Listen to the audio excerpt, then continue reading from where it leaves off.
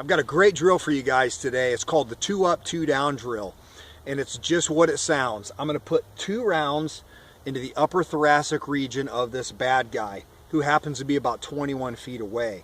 The problem is he doesn't go down, so I've got to look at other options. The head, in this case, is too small. He's moving toward me. I don't have time. I have to immobilize this guy right now, which immobilization can lead to incapacitation. So what am I gonna do? Well, 2 up already, we're right here. 2 down, into the groin pelvis region.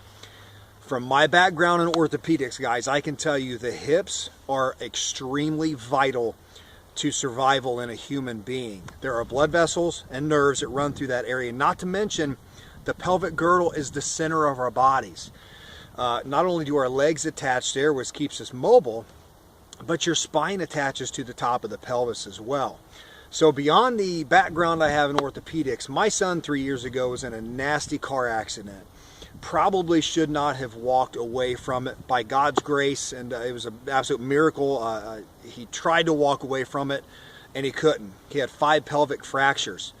So I know from experience the pain and the agony that he went through during his recovery. I had to pick him up out of a bed. We had to put basically kind of a hospice bed in our living room downstairs, pick him up, put him in and he's not a small guy and he's got really good pain tolerance. Put him in a wheelchair, take him to the bathroom, put him on a toilet. I had to do pretty much everything for him. Help him into the bathtub because of the pain and the immobilization that the fractured pelvis caused. So, if a bad guy is running at you from 21 feet, we think about the Tueler drill. And they say, well, all you have to do is be able to get 1 round on target in 1.5 seconds. Really? There are documented cases of people being shot through major arteries where blood supply was cut off. Basically, that person was a dead man walking, and they continued to fight for 4, 5, 6, 8 seconds. How many rounds can someone get off in 4, 5, or 6 seconds? Not to mention, if they run at you, and they can do it in 1.5 seconds from 21 feet, if they start at 21 feet and you put rounds into an artery and you cut off that blood supply we just talked about, how much further ground could they cover? How much more? So think about that one, guys. You're going to have to immobilize that threat. They're closing in on you with a knife or a pipe or chains or whatever. You need to keep the distance. How's that going to happen? Immobilization. Again, 2 in the upper thoracic chest or 3. Sometimes they get carried away. Headshot isn't feasible. The guy's moving. I just don't have that kind of time, okay? Now, this is going to start out very basic. I'm going to be quiet. I'm going to go to 7 yards. I'm going to draw. I'm going to put 2 rounds chest, 2 rounds pelvis.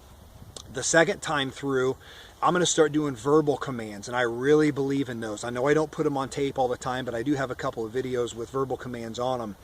Very important to get used to doing that, because here's the truth. If there's ever a shooting and nobody really sees what happened and the police show up and they say, all I know is I heard 3 gunshots and that guy right there was standing 20 feet away with a gun. That's all I know.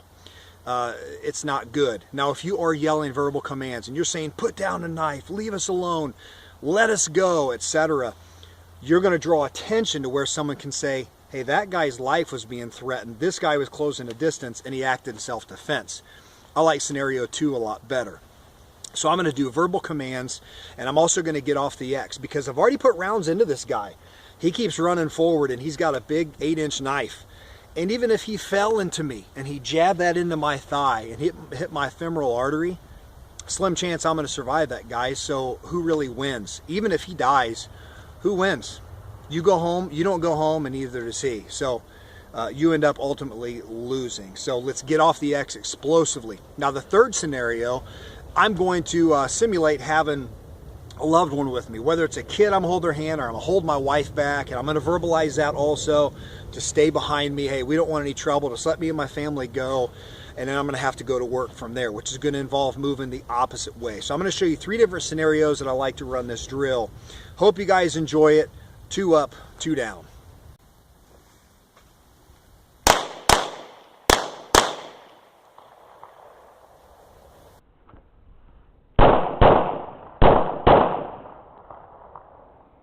Hey man, what's up?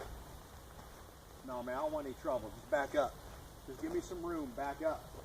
Now put that down. Put it down.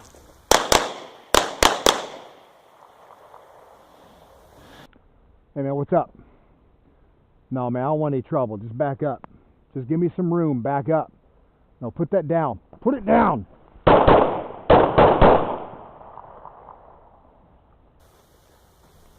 What's up, man?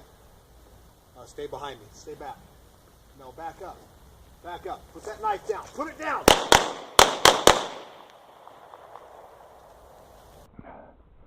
What's up, man?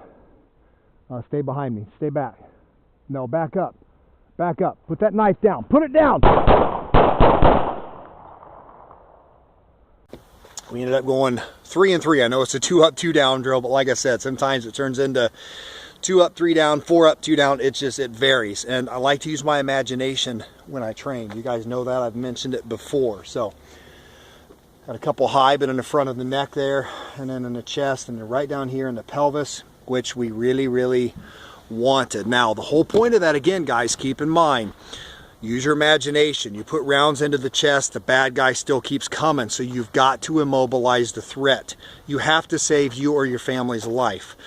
The head's too small in this case, put it in the pelvis, get that guy on the ground, and finish the fight.